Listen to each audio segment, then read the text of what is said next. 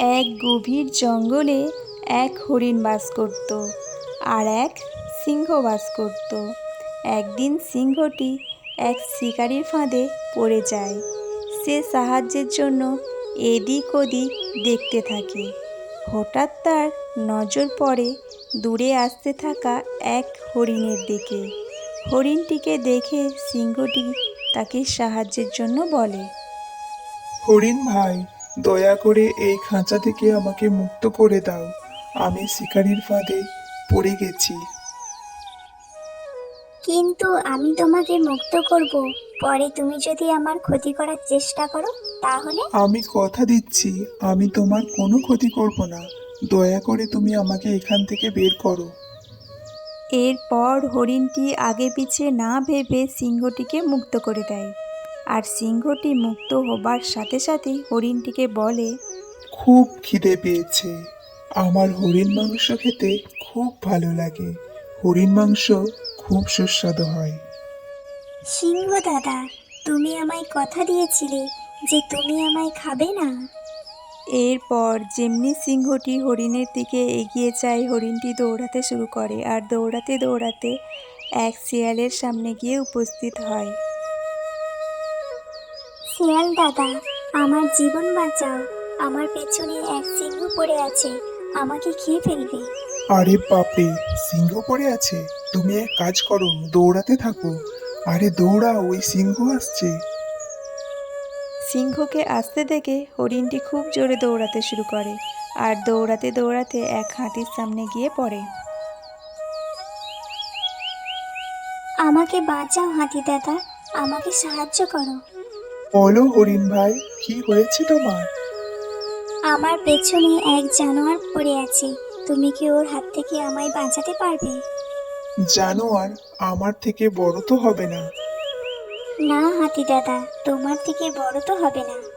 তো এবার বলো, কে সে? সিংহ। সিংহ? আরে বাপরে! আচ্ছা তো ভাই, আমি যাই, আমার অনেক কাজ আছে। হাতি দাদা, তুমি আমাকে ছেড়ে যেও না, আমাকে বাঁচাও। আরে বাপরে, হরিণ ভাই দৌড়াও, এই সিংহ এদিকেই আসছে। সিংহের ভয়ে হরিণটি খুব জোরে দৌড়াতে থাকে আর দৌড়াতে দৌড়াতে এক খরগোশের সামনে এসে উপস্থিত হয়। হরিণ দাদা, কি হয়েছে তোমার, আমাকে বলো। হরিণটি খরগোশটিকে সব ঘটনার কথা জানায়। সব কথা শুনে খরগোশটি তাকে সিংহের হাত থেকে বাঁচাবে বলে কথা দেয়। তুমি আমার কি সাহায্য করবে? তুমি তো এত ছোট, চলে যাও এখান থেকে, নালে সিংহ তোমাকেও খেয়ে ফেলবে। ঠিক তখনই সিংহটি সেখানে এসে উপস্থিত হয়। মূর্খ হরিণ, তুই এটা কি করে ভাবলি যে তুই আমার হাত থেকে বেঁচে যাবি? আরে আরে দাঁড়াও সিংহ দাদা, এটা তো খুব খারাপ কথা।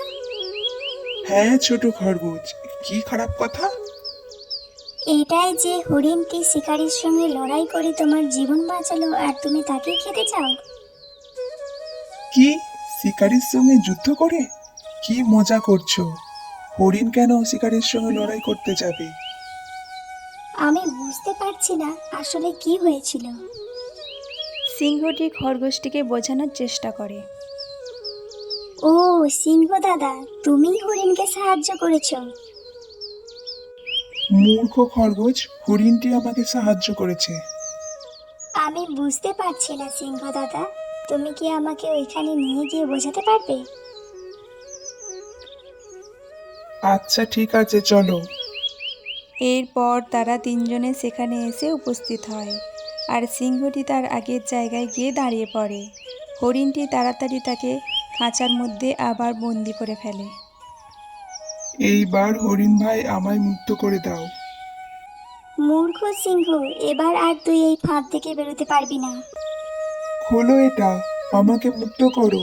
হরিণ ভাই, আমার ভুল হয়ে গেছে, আমি তোমাকে খাবো না, কথা দিচ্ছি, আমাকে খুলে দাও। সিংহটি সাহায্যের জন্য চিৎকার করতে থাকে আর খরগোশ আর হরিণ ওখান থেকে চলে যায়। আমাকে ক্ষমা করো খরগোশ ভাই, আমি তোমাকে ছোট আর দুর্বল ভেবেছিলাম, আজ তুমি আমার জীবন বাঁচালে, ধন্যবাদ। ভাই, উচ্চতা ছোট, বা বড় হলে কিছু হয় না, শুধু সাহস আর বুদ্ধি বড় হতে হয়।